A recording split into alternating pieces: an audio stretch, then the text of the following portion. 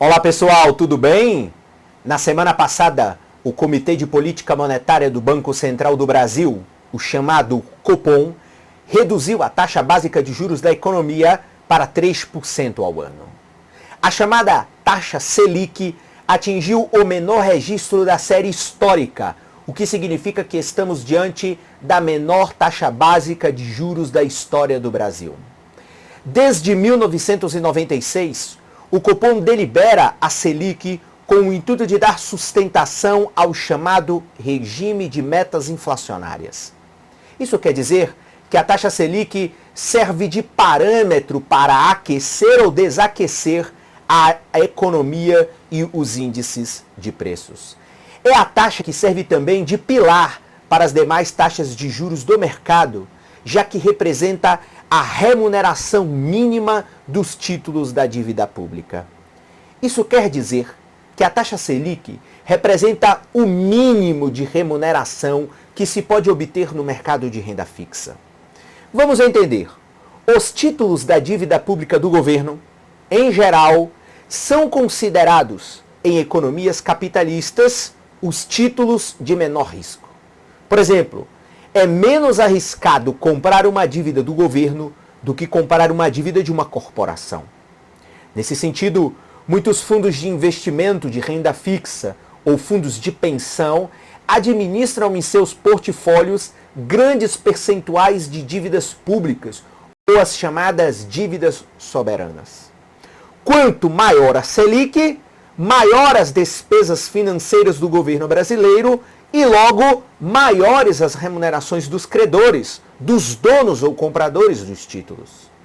Assim, uma taxa básica de 3% ao ano representa um golpe civilizatório no rentismo fácil que vem dominando o Brasil desde a consolidação do Plano Real. E mais, essa elite financeira rentista, que se gaba de capitalista e moderna, é a mesma que vive como parasita em torno do orçamento público brasileiro, que é anualmente sufocado por despesas financeiras monstruosas. Em geral, 50% do orçamento anual do governo federal é para pagamento de juros e rolagem da dívida pública. Mas agora, essa pilantragem econômica acabou. Me recordo que quando comecei a estudar economia em 2003, a gente brincava que bastava ganhar o Big Brother Brasil para ter uma vida de rei ou de rainha. Veja esse gráfico do histórico da taxa Selic. Em 2003, a taxa Selic era de 26% ao ano. Calcula aqui comigo. Você vence o Big Brother, põe 500 mil no bolso, o prêmio da época, coloca toda essa grana em um fundo de renda fixa, com rentabilidade igual ou superior à taxa Selic, e recebe anualmente 130 mil reais. Ou seja, 10.800 reais por mês.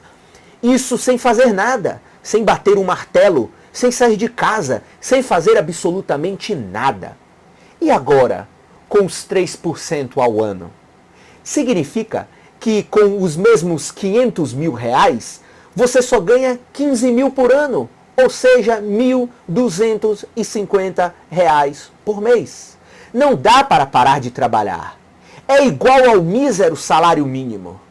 É o fim da moleza do rentismo brasileiro. É o fim da renda fixa fácil e da lógica financista do menor esforço e do menor risco. Mas qual é o significado prático de tudo isso? É de que nos aproximamos dos mercados internacionais, do que ocorre lá no mundo civilizado. Muitos exaltam que os norte-americanos têm a cultura de investir na bolsa ou de serem grandes empreendedores. Isso é porque lá não existe renda fixa fácil, nem na Europa, nem no Japão e nem na China. E é assim que o Brasil ficará. Quem tem aplicações em renda fixa começará a ter prejuízos em suas aplicações. Sabe por quê? Porque com a taxa Selic a 3% ao ano e a perspectiva do Banco Central do Brasil de reduzir na próxima reunião, e com a meta inflacionária de 3,5% ao ano, significa que já em 2020 a taxa de juros real pode ser negativa em meio ponto percentual, ou 0,5% negativo. A conta é a taxa Selic menos a inflação.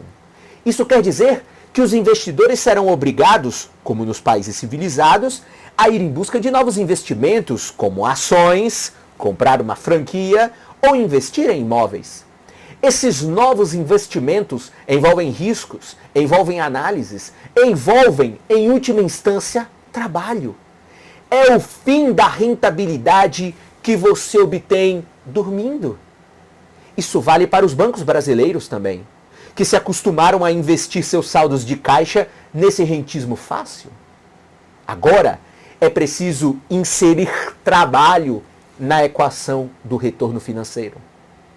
É preciso incluir os riscos inerentes ao sistema capitalista. Agora, todo mundo será jogado na equação da renda variável. Vamos ver se o brasileiro de fato é empreendedor, investidor e profissionalmente preparado para assumir riscos. O futuro dirá se nos tornamos, enfim, civilizados financeiramente. É isso. Um abraço e até a próxima.